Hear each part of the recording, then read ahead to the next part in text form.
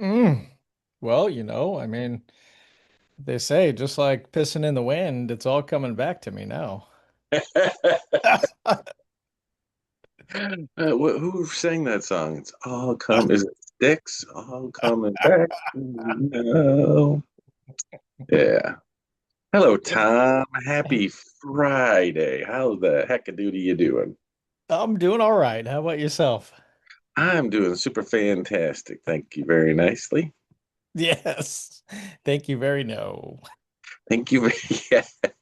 Hey, you want to go and be social tonight? Thank you very no. What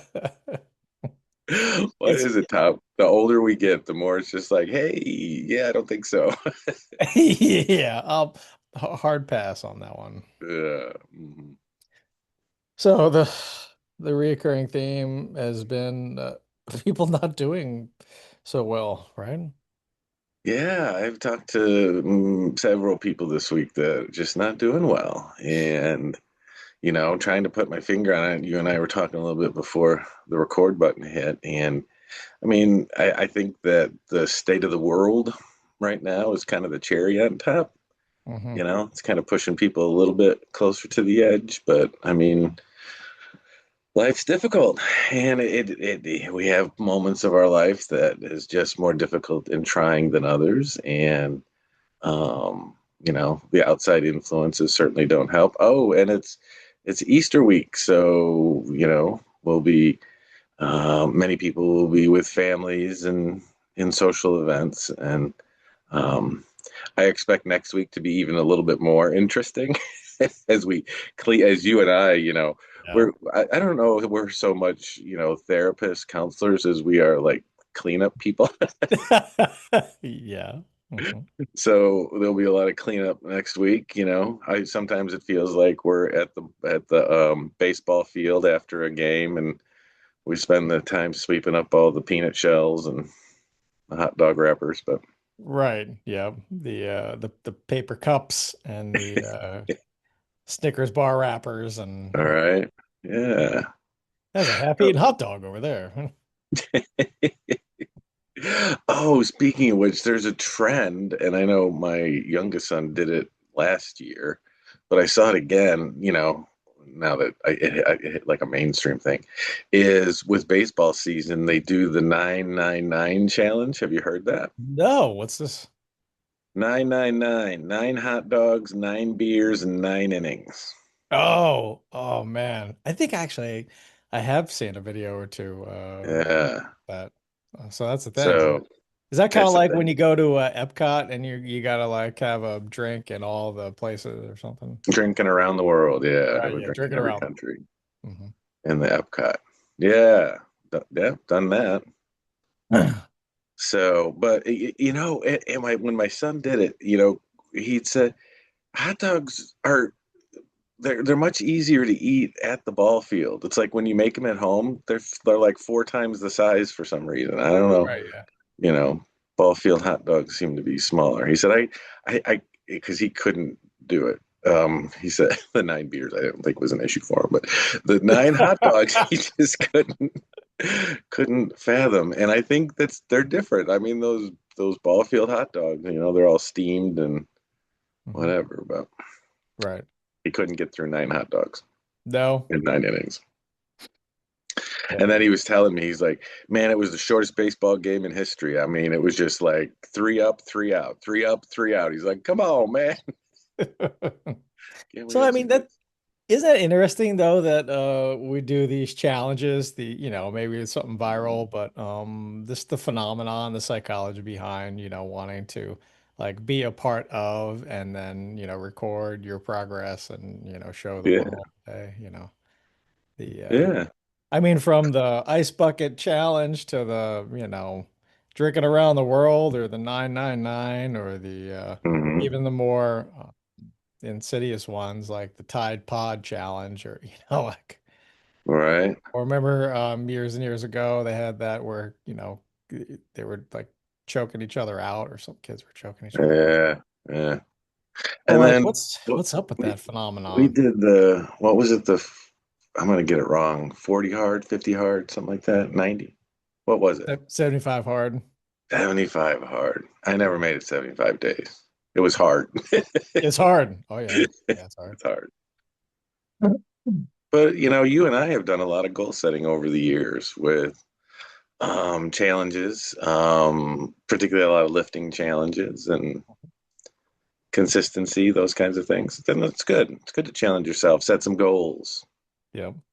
Yeah, like the 1,000 pound challenge and three lifts, Yeah. 3 or 4 lifts, whatever it was, 3 lifts equaling 1,000 pounds. It was bench press, squat, and was it deadlift? deadlift. Yeah. So yeah, I got to hit 1,000 pounds with 3 lifts. We Mhm. did that. Yep. Although you Um, and I mean, that wasn't that hard for you and I, really. we nailed that. Yeah, we nailed that pretty easily. And then we were like, should we go to 1,200? We're like, no. Yeah. Yeah. Mhm. How about no? Thank you very much. Hey, we hit 1,000, right? Yeah. And there's a sense of pride and accomplishment that comes from that. And Hmm. the well, secondary gain or whatever, tertiary gains or whatever is, sharing that with others and All then right. seeing other people, that comparison, which can in some ways be really Mhm. good because then you feel part of a community, but then also if you're not up to, of course there's always going to be somebody who is faster, stronger, better, better Mhm. looking, has more money, all that. Right. And the comparison can oftentimes get in the way and stunt our progress where we feel like, well, what's the point? I'm never going to be like such and such. So, All right. Well, you set goals that are meaningful for yourself, right? You don't have to compare, don't compare yourself to others. Compare yourself to who you were the day before, or the week before, or the month before. And that's what you and I always focused on because we had different strengths, right? I mean, you could deadlift the size, a baby hippopotamus, and deadlift was not really my thing. Yeah, because that was all you, and you could I you could wasn't bench trying to compete. press. You could I, bench press a small house though. well, I Right? wasn't trying to compete against Tom. I was trying to compete against myself, Yeah. and that was, that's important. I think with the right mindset going into things like that, Mhm. exactly to your point, that's the most important. That's the key, right? Yeah. Is okay to be a part of the community and join and see where I stand. That's great, but you're mostly Mhm. focusing on you stacking wins to be better than you were yesterday or the week Right. before or the year before or whatever. And don't Mhm. worry about matching anybody else's. But I mean, I think there's something in there in that challenge, especially that sense of camaraderie that has made like organizations like CrossFit, so Mhm. wildly popular. How many CrossFit people do you know that have been injured? Okay, we're gonna get hate mail on this one. All of them. Have you ever met a CrossFit person that didn't have a significant injury? Yeah. And I love CrossFit. I tried it, man. It is hard. Yeah, it's hard. So I went when I was in a lesser shape than I was and am, I suppose. I went and did my first CrossFit, right? I left there. I could barely pick up my feet to get in the car, right? I get home. I struggle out of the car. I roll in. I just like strip on the way to the pool I need to soak my muscles because they hurt so much.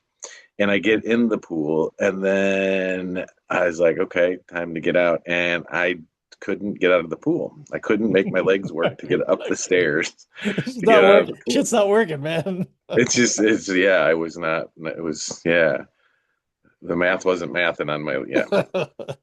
So after some ordeal of sitting there and trying to, would use all my college physics to figure out how I'm going to get out of this pool. Mhm. Yeah. So needless to say, it took me out for a little bit, but yeah, that was my CrossFit experience. But the thing with CrossFit is great. It's camaraderie. It's everyone's doing and work rowing in the same direction. So you build a community. The thing that I have a problem with is it's timed. So everyone's wants to get their best personal time, and they're competing against others on time. And when you're in a hurry, particularly doing difficult things, you don't use good form and fit, Right. and that's when you get injured. that's when things degrade. Yeah, So there's a lot of great elements to it, and I have absolutely. eventually done it. And that's why we kind of our workouts were sort of modified because I like using a lot of different types of equipment, a lot of different Mhm. exercises. There's a little bit of a learning curve with a lot of the exercises, and I don't know if it's necessarily good to try to do all these different things because Right. something like Olympic weightlifting, two lifts, that's it, Yeah. tested and then a lot of accessory work to work up on being able to do heavy weights on those two lifts. However, people who specialize in that, that's all that they do. Mhm. But with CrossFit, it's all powerlifting and kettlebells and, weird shit like, you and 12 other guys pick up, a 5,000 pound worm and carry it right 100 Yeah. yards. It's just weird. Box Yeah. jumps, like on the first story of Mhm. a house, right? Right.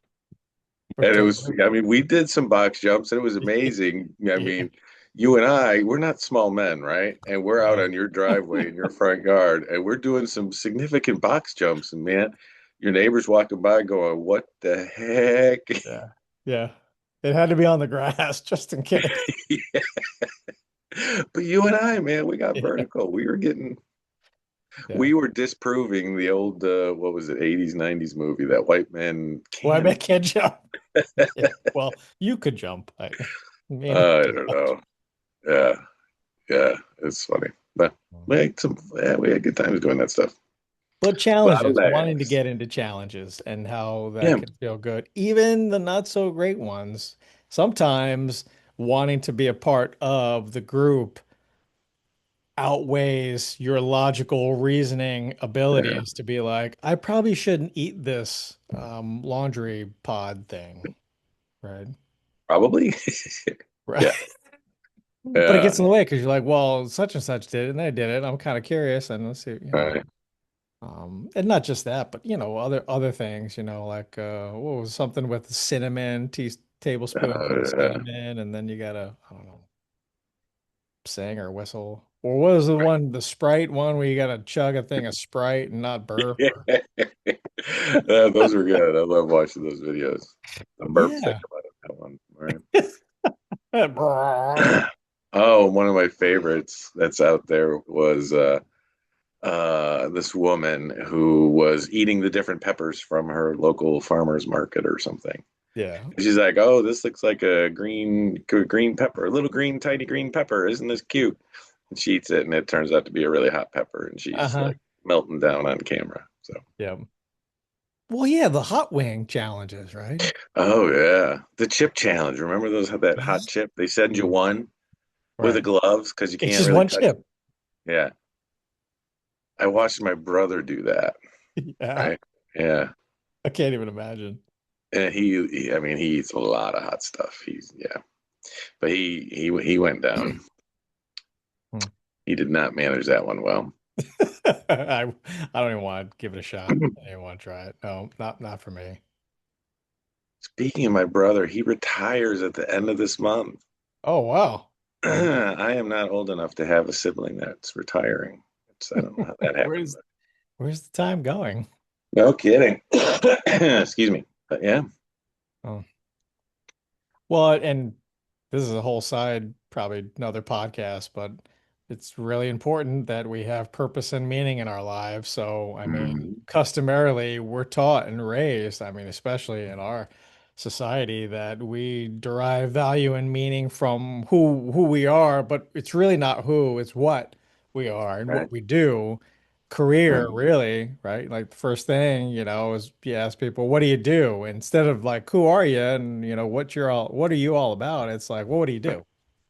And Yeah, then if you don't have that anymore, you get retired. I mean, we see people who are retired at all different ages, but especially getting up there in age, and they retire. And then like probably the first 2 weeks is amazing, but after yeah, that, we need purpose and meaning. right. So that's going to become really important for him. Yeah, yeah. I mean, and that's, without purpose and meaning, that's why you hear about all these people that worked hard their entire life. They retired and they were dead within a year. Yeah. They just didn't have purpose and meaning anymore. So, whatever you're doing, whether you're retired or not, or, just at the beginning of your career, find purpose and meaning. What is it that makes you happy, excited, that interested? It's funny. I see a lot of Gen X stuff on TikTok. That's our generation, and there was the kid that popped in. He said, "I think it's time for Gen X to take over. The Boomers have screwing things up, so it's time for Gen X to take over this country or whatever." And then the Mhm. Gen Xers gets in there and goes, "Yeah, no, we're tired. We're just gonna sit down. We've been duct taping stuff together for, so many years that, we don't want to be in charge. We just want to be left alone. Just Yeah. go away, leave us alone, mind your own business." I saw something that was pretty humorous where it was like um how the different generations with their hands make the sign of a heart and like Gen Alpha Mm, was like this can could pull up mm, or something like this make the heart and then the millennials were like something like this or oh gosh mm. I do it I or knew that you was were a Gen Chris. Z and then there was another one that was like this that was Uh, millennials or Gen Z or which, and then it got to Gen X and it was the bird. yeah, the universal sign for I love you. Right. And I was like, no, that says quite a bit. That's funny. Our first language is sarcasm. For sure. Most definitely. And I love it. I embrace that. Yeah, Can be a double-edged sword, however. yeah. I saw a quote. I passed it around. It said, "Some people do meditation and breath work. I just sigh and say the F word a lot. And if that works, It helps me keep my peace." yeah. Hmm. So I guess that's why, when we face a world that seems to be not in favor of us thriving, things are chaotic, things that are out of our control. I Right. guess that's why we need to redirect our minds to things Hmm. that we can control, like engaging in some of these challenges, Hmm. you know? Absolutely. And there are plenty of things that are out of our control. And does it mean that you just give up and give up hope? No. I mean, but you can only can control what you can. And I think that's really important with what's, kind of how the country's going right now, or the world for that matter, is I can't control all of the chaos in the world. What I can control, I can, take my opportunities to advance my beliefs. But what I can control is myself, right? So, um, I'm going to do my part in making sure that I'm the best person that I can be, so that when opportunities present themselves for me to have a bigger impact, I can Mhm. do so. Right. Absolutely. So I can keep myself educated and informed on topical issues for when I do cross a person with the different beliefs than I have, that I can have a thoughtful, informed conversation with them. Mhm. I don't have to convince everybody that, the way that they're thinking is off. That's not my role. I can't control what other people think. Right. I just can control what information I process and Yeah. opportunities to educate. Mhm. I was listening to a podcast this morning and they were retelling the story of gosh, I'm gonna butcher the name, and I just listened to it. This is what happens when you get old, right? Um, it was Molly Brown. She was on the Titanic, right? Yeah, yeah, yeah. Was The is tale that of Molly is it Molly Brown. Oh, Brown? yeah. Powerful story, and Yeah. talking about, and I can't remember the other guy's name, who kind of became the captain of the lifeboat. So anyway, ship sinking. They get on after when people get on the lifeboats, they didn't have enough lifeboats for especially like the middle or class or the poor ones that didn't Hmm. have the money because they didn't think it was going to sink, right? So anyway, the guy who becomes the captain of this lifeboat is like, we can't, like so Molly Brown's like champion and we have to go save these people, right? They're gonna die, Hmm. right? It's Atlantic Ocean, right? Bitter Hmm. cold, freezing, right? gotta save these people. And, so he is like, no, like they're gonna overthrow us. They're, like it's just bad news. We're all gonna die instead. Like, let's just get ourselves to safety. And she's like, no, I can't in good conscience. Like and I mean, this is like 1912. So, and she's a Mhm. female. But I guess she had some money and some influence, whatever. But I mean, a female in 1912, like they couldn't even vote, right? Yeah. So like the fact that she was, in that crisis situation, like I mean it's inspiring to be like, you know what, I feel so strongly about this that even if it means that, something bad is gonna happen to me, like I'm gonna go out trying to do good and be good. Mhm. I think we can derive a lesson from that, that in these times now, um, instead of the every man for himself, type, we have to unite together. I mean, if we're Mhm. listening to, all the propaganda and the news and what we're being fed, and we just give up or we, keep everything to ourselves instead of leaning on one another and working through differences, then we're sunk, man. Mhm. So if that Yeah. fear dictates, if you're letting fear dictate you and what you're not doing for the good, then we're doomed. Mhm. Right. And it's funny. It goes back to Maslow's hierarchy of need, right? You can't take care of others until you take care of yourself, right? Right. And it's funny. We see all the time that people personally are not doing well, so they, try to influence the spheres around them. It's like it Mhm. doesn't work that way. Yeah. The locus of control, you just take care of yourself. Once you do that, then maybe you can work on influencing and taking care of the people around you, your, immediate circle, and then broaden it out to maybe your community and broaden it out to maybe nationally and then internationally. I mean, it's that whole locus of control, Yeah. sphere of influence. So, Right. I mean, and like, we see that all the time. It's like, why don't you focus on yourself instead of, try to change the world right now? right. Yeah. If you are not well yourself, then it's very hard to be, Mm-hmm. a champion of change. So anyway, I guess we're talking about some big things that some deep concepts that people are struggling with right now, which is, what we do. We try to help them move through and have their needs met, figure out a way to get their needs met, individual needs, and then expand that out to others. Mm-hmm. And we have to go back to the basics when people come to us and they are struggling. You and we could probably be interchangeable in some of these situations. How are you sleeping? Tell me about your diet. You getting any Yeah, exercise? right.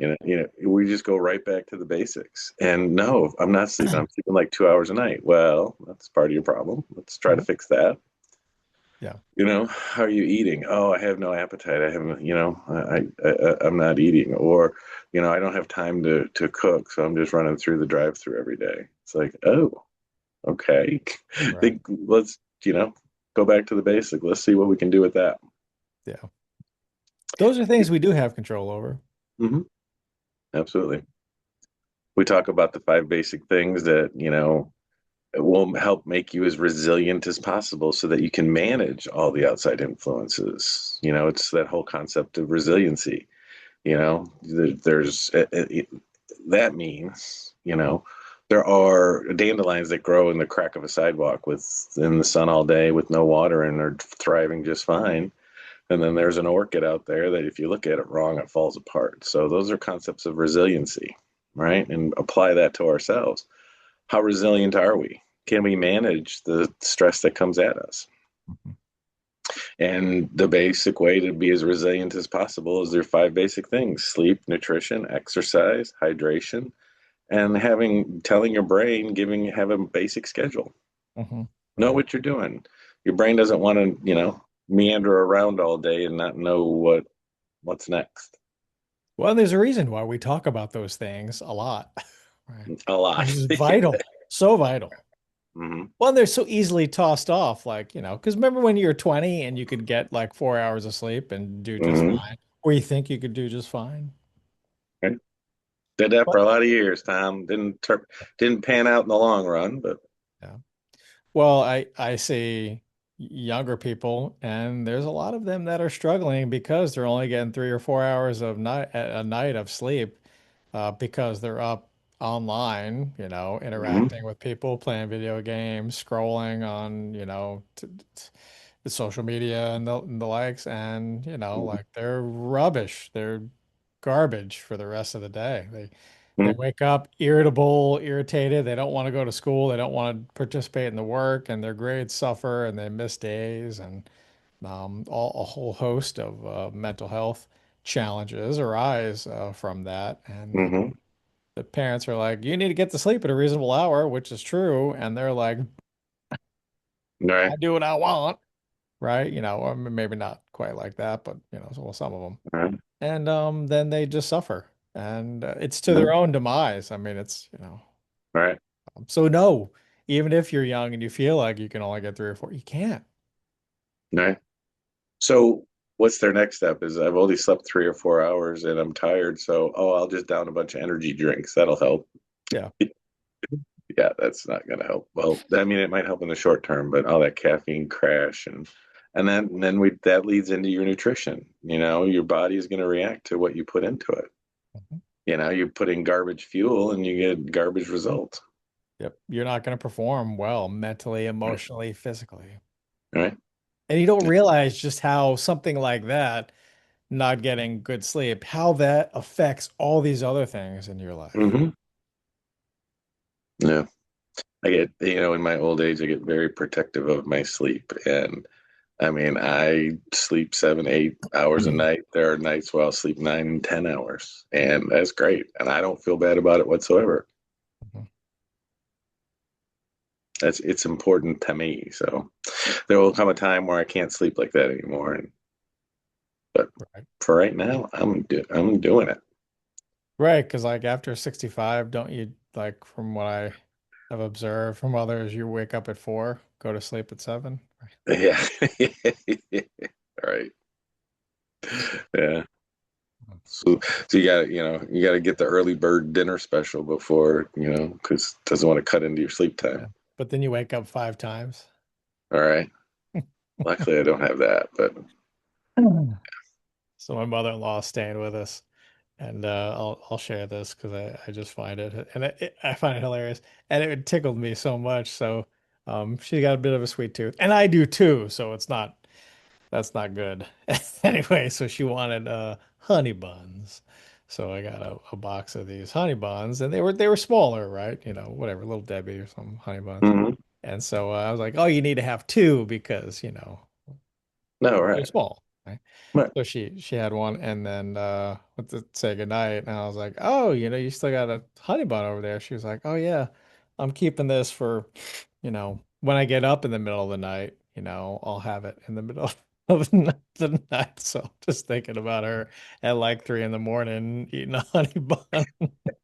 Just, I could stop laughing. It just tickled me. But it wasn't like if I get up and need like a snack. It's like All this is right. my usual, like I All can't right. sleep past 3 hours, and then I'm up, and then I don't want to wake you guys up. So like rummaging around in the kitchen. So I'm just gonna keep a honey bun right here and just Man, if I get up to go to the bathroom in the middle of the night, I barely open my eyes. right. She's I up, don't want to wake she's up. up sucking down a honey bun. Exactly. I got one eye open just to aim a little bit, and then I'm back to bed. Just one ear listening for the water. And that's Right? Yeah. It sounds like I'm peeing in the right direction. yeah. Hopefully it's not the trash can. But dang, Yeah, whatever. minor inconvenience. It's just a minor inconvenience. Oh man, I pulled that out for a client recently, and it's amazing how, like, for you and I, that phrase, that mantra has really resonated. And Hmm. she and another Gen Xer like just took it and was like, "Holy fuck, this is my this is my mantra Yeah. now." Right. Like gonna get it tattooed almost. All Uh, right. And it's And it really, really is. Most things are just a minor inconvenience. And we make things, we make problems, issues, concerns, bumps in the road, these major guffaws that are going to derail us from, our life's journey. And really, almost everything is just a minor inconvenience. right. The dog ran away, I got a flat tire, and the boss yelled at me. Yeah, that all sucks. But Yeah. really, it's a minor inconvenience. Hmm. So Yeah. put it in its place. Don't give it more energy than it deserves. Hmm. And that goes back to you are what you eat. We Hmm. become what we consume, whatever we're putting energy into. Right. That becomes the narrative, you know. Yeah, for If sure. you focus on how all these things are not going your way and people are doing you wrong and taking advantage of you, then I mean, then they are, Hmm. you know. You are your thoughts. Yeah. I love those on TikTok. I'm going to do 5 years of therapy in 2 minutes, right? And they Oh give you yeah. everything that they've learned Yeah, yeah. in therapy. And they always start with, you are what your thoughts are. I mean, Uh-huh. that's always really the first thing out of the gate. And Yeah. it is so very true. You are what you think. Mhm. But you're in charge of your thinking, so change your thinking. And Tom, I've said this story many, many times. I changed the way that I start my day each day. I used to, back in the day, start up with, I open my eyes and, oh, I got to do this and this, and I got this project, and I got this meeting, and I got to do this, I got to do this, I got to do this. And Mhm. then you're off to the races. Well, now I take some time, I open my eyes and I talk about the things that I'm grateful for. I'm healthy. I'm in a great relationship. I'm fortunate. I have the things that I need, and I go through my mental list of all that gratitude kinds of stuff. You focus on and put energy into the good. You feed the good. Right. Exactly. And that's powerful. And that's not just some hokey positive psychology frou-frou Right. shit. Like this actually works. This is tried and tested, and we've seen it in Mm-hmm. our lives, and we've encouraged people to do this, and they see value in it in their lives. Mm-hmm. Of focusing on the good and getting good with being able to do that. It's a skill. Mm-hmm. And we can prove it, neuro linguistically, which no people aren't interested in. What they want to hear is I use this in my daily life and it works for me. So, Mhm. Yeah. hey, we did the research, so you don't have to. Yeah. You, you know what? Prove it to yourself. Give it a Right. shot. Right. Give it a shot. Mm-hmm. That's like So anything else. It takes time to develop. It's not going to right. happen overnight. You're not going to do it for a week and be like, okay, yeah. Yeah. Just yeah, see the difference. Okay, when you're driving to work and that guy cuts you off, or that guy's going slow in the fast lane, right? Instead of screaming the F word, which is always fun. I mean, I do it too, but I don't do it out of anger. It's more of just a pattern response. But anyway, instead of getting angry about that and having that spin in you, go, man, this glad I'm not this guy. Glad I don't have to, twist that into something Yeah. that's not so negative, right? I've got to practice that every day, because Hmm. when I come into my office here, they have it down to one lane because they've been working on the bridge for 6 years, right? Yeah, Seriously. they have been And working on that no bridge. end in sight. And so it merges, to kind of control the traffic Hmm. going towards the bridge. And so it goes down in one lane, and every single day I cannot turn into. I should be able to easily, but I can't, and it's because it bottlenecks, and then everybody wants to get up closer, even though, the light's only green for like 3 seconds, and so you're not gonna, like if All we right. just calm down and go anyway. But you know the drill with the bottleneck Yeah. thing, how people race up, and then I got to sit there for an extra 5 6 minutes, through Hmm. 2 or 3 lights, to be able to inch up so that I could turn and. Right. And there's times when I can go around, of course, and I can go a different way, and it's not an easy, the entrance is not like you can come in the back way, like Hmm. it's just a Hmm. minor inconvenience. But every day when I'm coming into work, I'm just like, whatever, okay. I'm a couple Yeah. minutes later than I want to be. Yeah. If that's what Yeah. they need to go ahead and get in front. People are not being considerate of, they're in their own world. Right. Hmm. Yeah. So change your thoughts, change your mood, and challenge yourself. Put some goals in place, and don't compare yourselves to others. Yeah. Compare yourselves to the previous version of yourself. If Progress, not perfection. if you want to engage in a challenge that you see online and you want to be part of the community, I celebrate that. I encourage Absolutely. that. Do a little bit of research on it and determine whether or not that challenge is going to benefit you, not just like, hey, look, I did this thing, but like Mhm. what could possibly be gained from that, such as like a 75 hard or 1,000 pound challenge, like if you're into weightlifting and you want to give that a go and it might be challenging to see if you can bump up some of the numbers to get to that, then that's great because you're improving your strength and you're challenging yourself and things like. But if you've never done weightlifting a day in your life, to try to do that challenge would be ridiculous. It wouldn't be necessarily helpful for you to work on that. Probably be dangerous. You're gonna get And injured. sucking down a spoonful of cinnamon, like how can that really benefit you?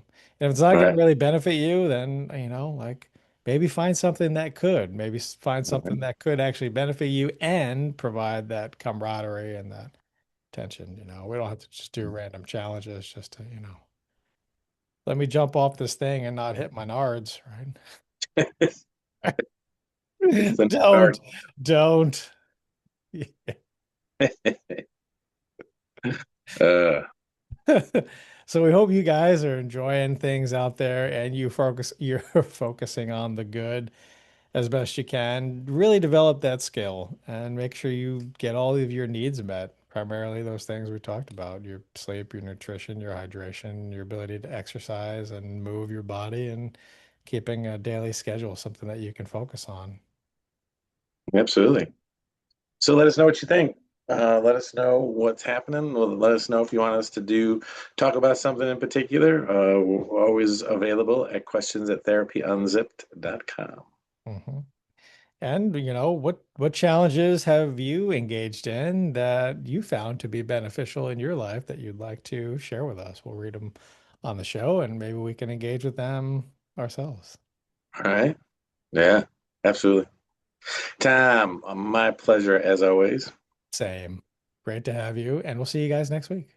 Alrighty.